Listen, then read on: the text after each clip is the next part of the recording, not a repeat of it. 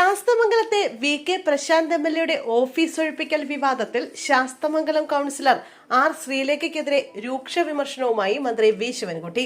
MLA. Office ഒഴിയണമെന്ന R. ശ്രീലേഖയുടെ ആവശ്യം ജനാധിപത്യ വിരുദ്ധമാണെന്നും ഒഴിയാൻ പറയാൻ എന്ത് അധികാരമാണ് ശ്രീലേഖയ്ക്കുള്ളതെന്നും വി. ശിവൻകുട്ടി തുറന്നടിച്ചു. അവർക്ക് അത് പറയാൻ ഒരു അവകാശവുമില്ല. അധികാരമേറ്റ 3 ദിവസമായപ്പോൾ ഗുജറാത്ത് UP മോഡൽ നടപ്പിലാക്കാനാണ് ശ്രമം.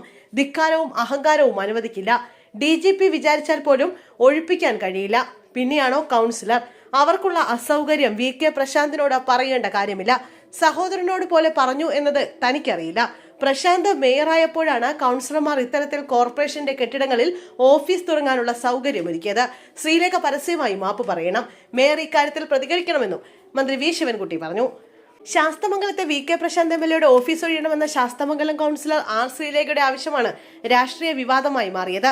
ഓഫീസ് ഒഴിയണമെന്ന ആർ. ശ്രീലേഖയുടെ ആവശ്യം എം.എൽ.എ. വി.കെ. പ്രശാന്ത് തള്ളുകയായിരുന്നു. എം.എൽ.എ. വി.കെ. പ്രശാന്തിനെ ഇന്നലെ രാവിലെ ഫോണിൽ വിളിച്ചാണ് ആർ. ശ്രീലേഖ കെട്ടിടത്തിലുള്ള വാർഡ് കൗൺസിലറുടെ ഓഫീസിൽ സൗകര്യമില്ലെന്നും അതുകൊണ്ട് ഇതേ സ്ഥലത്തുള്ള എം.എൽ.എ. ഓഫീസ് ഒഴിയണമെന്നും ശ്രീലേഖ ആവശ്യപ്പെട്ടത്. കൗൺസിൽ തനിക്ക് അനുവദിച്ച സമയപരിധി മാർച്ച് 31 വരെയാണെന്നും അതുവരെ ഒഴിയില്ല എന്നുമാണ് പ്രശാന്ത് ഇതിന് മറുപടി നൽകിയത്. തദ്ദേശ മന്ത്രി MP രാജേഷും മുൻ മന്ത്രി കടകംപള്ളി സുരേന്ദ്രനും കക്ഷി ചേർന്നതോടെ ഓഫീസ് ഒഴിപ്പിക്കൽ വിവാദം കൊഴുത്തു. ഇന്ന് ഓഫീസിലെത്തിയപ്പോൾ ക്യാമറകൾക്ക് മുന്നിൽ ശ്രീലേഖ വി.കെ. പ്രശാന്തിനെ തോളിൽ കൈവച്ച് സുഹൃത്തുക്കളാണെന്നും വിവാദമാക്കേണ്ടതില്ലെന്നും പറഞ്ഞെങ്കിലും വിട്ടുകൊടുക്കാൻ ഇരുകൂട്ടരും തയ്യാറായില്ല. കാലാവധി കഴിയുന്നതുവരെ മാറില്ല എന്ന നിലപാടാണ് പ്രശാന്തിന്.